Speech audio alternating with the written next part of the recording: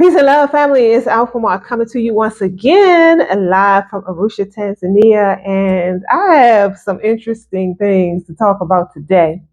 Tanzania. So I've been here 9 months now, my fifth time here. And so I've been around a little.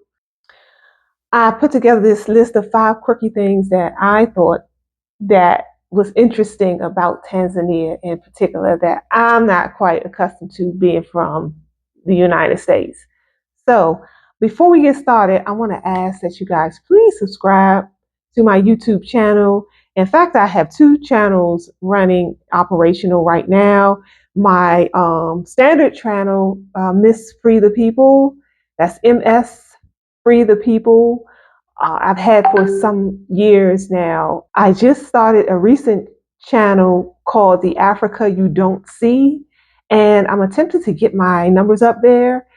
So if you guys can help me out with that by subscribing to both, and they both have 2 separate types of content on both. So the Africa You Don't See is, of course, all about Africa, and then Miss Free the People, I cast a wider net, and I talk a lot about a lot of news content, social justice content, current news events that I tackle there. So I'm asking that you guys please subscribe to the channel. That'll help me out a whole lot. Thanks. Okay, let's get right into it. The 5 quirky things about Tanzania that I find interesting. Number 1, these people would just hang up in your ear. They, without saying goodbye. So at first, when it was first started to happen to me, I was like, why did they just hang up? I'm like shocked. Oh, what did I say? Did I say something offensive or wrong? And then after it happened, like more times than I can count from different people, I realized, I said, oh, this is just their way. It's very rare that you find people will actually say goodbye to you before they hang up the phone. When you guys are talking on the phone and it is established that everything you needed to discuss has been discussed, oh, they just going to hang up. You'll find some people that'll say goodbye, but in general, oh, they just hang the phone up. I find that very interesting and it's very funny. Number 2, they're not into the zodiac the way we are. When I would ask people what their sign is, and they had to like stop and think about it, and it happened more than once. And I'm like, okay, so y'all don't really do the whole Leo and Scorpio and Aquarius and Libra. Family, they not big on the signs like we are. So some people just, don't even remember. So I found that really interesting that they're not into the astrology like that here in Tanzania. So yeah, that was the second quirky thing. Number 3, loud music all hours of the day and night. We have ordinance laws, a lot of the states and cities in America where, after a certain time, it's usually from 9 to 9, that, you can't play your music over a certain volume after 9 p.m. Just you want to remain respectful to your community members and neighbors. There is nothing like the sort here. And so it would be nothing to be woken up at 6 a.m. or some loud music any day of the week. It don't even matter, right? And it's interesting because it's not just in small pockets, it's everywhere. everywhere, everywhere I go in Tanzania. They love their loud music blasting, and they don't hesitate about disturbing your peace. A part of me respects the freedom of this place, right? Because there's a lot of freedoms in Tanzania. I was just telling one of the elders I was with today, we were talking, we were on the bus. We was coming back from one of the larger markets here, and we were on the bus, and the bus pulled over, and the bus attendant jumped out while we were all still in the bus and went to a duka, which is their shop, right? Bought some water, and came back. And I was telling her, I said, the freedom of that. Nobody complained. Nobody, was had an issue with that. But can you imagine? Can you imagine being on a bus back home and the bus driver pulls over and parks the bus and goes into a store to get him something to eat or drink or what have you, while all of us are on the bus? And so it's just certain things like that that I find, the quirky things that I find interesting. So loud music, get used to it unless you're somewhere way out in the bush all by yourself and you living not, outside of the city life and even the village life. They're going to play their loud music, whether you like it or not. Number 4, no private space. When you're out amongst the people, there is no such thing as privacy. I've been at a bank handling some business at the bank, and the people will walk right up and stand right beside me at the counter of the bank and just watch the whole transaction as I'm doing it. There is no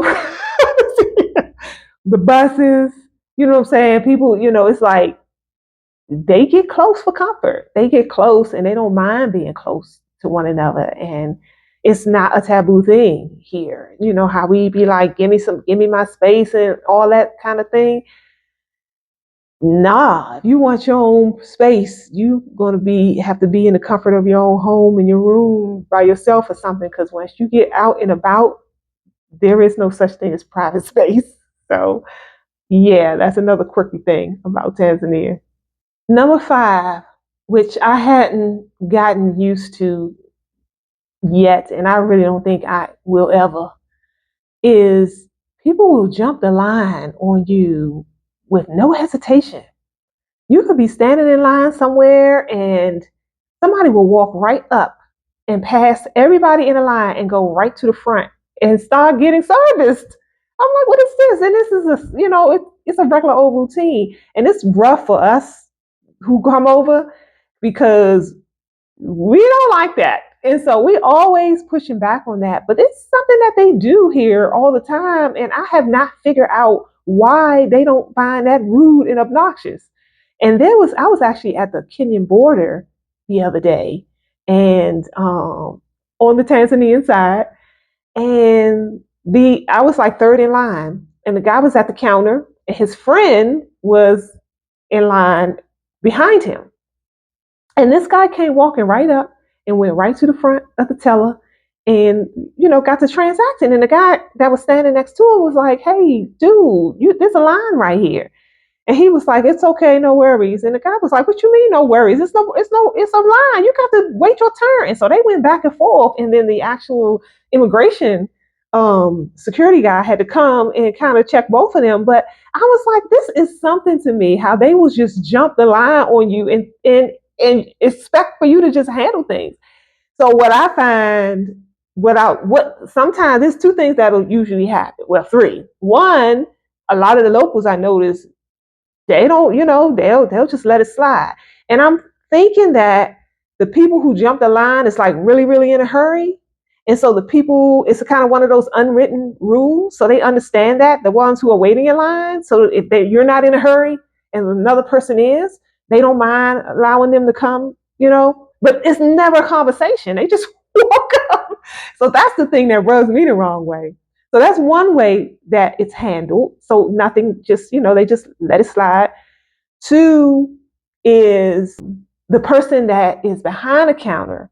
Sometimes I will watch them kind of like scoot them to the side and still take the line, right? So they'll come up and they'll try to be serviced and but they will still call the next person up ahead of them. You know what I'm saying? So I've seen that happen. Or usually an American will jump up and was like, no, I was here first. You got to wait. No, you're not going ahead of me. One of 3 things. And usually when we buck, they kind of, they don't give us no trouble. But that's the thing here. I remember those would be fighting terms back home. We had Six Flags or King's Dominion or someplace like that. And we waiting in line and somebody come up to jump the line. We'd be ready to fight. But it's a regular occurrence here in Tanzania, which is really interesting to me. So I'm going to give you guys a bonus one. And for you foodies out there, this should interest you. So the sixth bonus quirky thing about Tanzania, I find they not big on like food here. The palate is just basic. They have like 5 basic standard foods as a vegetarian slash vegan. If you're a vegetarian or vegan, you got like and you're eating local, you got like 5 basic standard foods to choose from, unless you go on to a restaurant that's not local. So you have ugali, that's the standard, that's the staple food, really all over Eastern Africa and some parts of Western Africa too. They just call it something else. And then they call it like fufu in the West. But here it's called ugali. So that's their like standard food. They known for that. Everybody eats it, right? Then there's chips, what they call chipsy, what we would call French fries. They call it chips or chipsies. Beans and rice, which is actually good. You know, usually when I eat locally, that's usually when I always go after the beans and rice because it's very flavorful. But then you have beans and rice.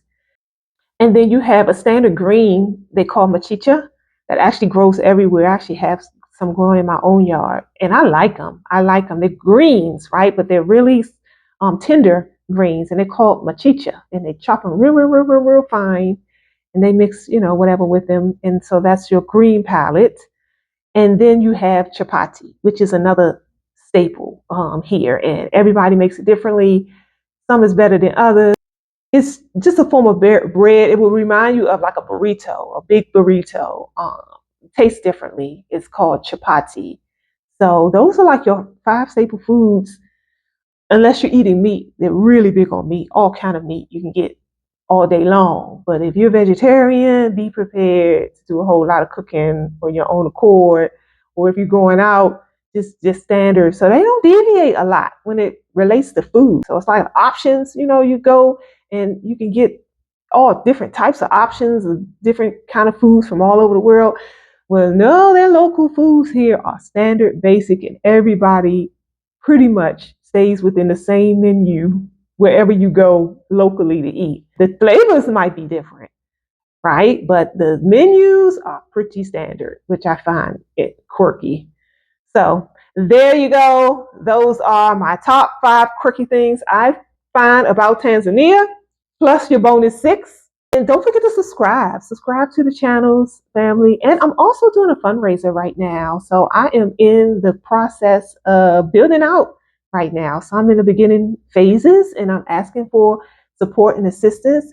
If you are an investor, East Africa is a great place to invest. So consider, reach out to me. I'm on WhatsApp or any of my message boxes. Let me know you're interested and I will shoot you back out some numbers.